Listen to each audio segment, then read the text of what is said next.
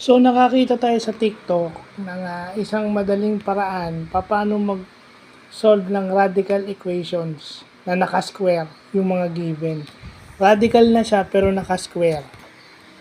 So dito din ako hirap dati. No? Nahirapan ako, ngayon ko lang nalaan na para ma-eliminate mo yung square,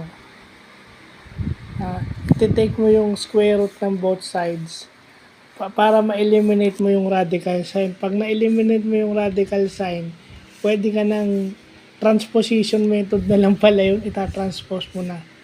So, yun yung hindi ko maano nung nag-aaral ako, na para matanggal yung radical sign o yung square root sign, kailangan mo siyang i-square.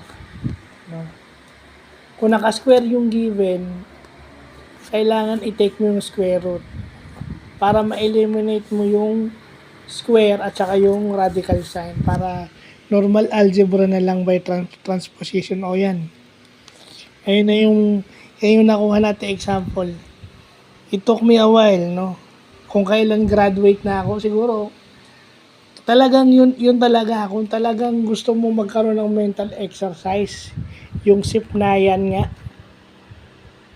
Kung talagang gusto mo magkaroon ng mental exercise na hindi para ma-exercise yung isip mo, do math.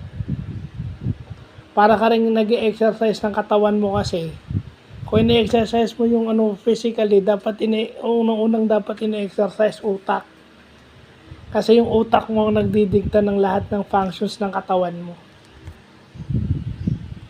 So yun, buti nakita natin yan. So yun lang po.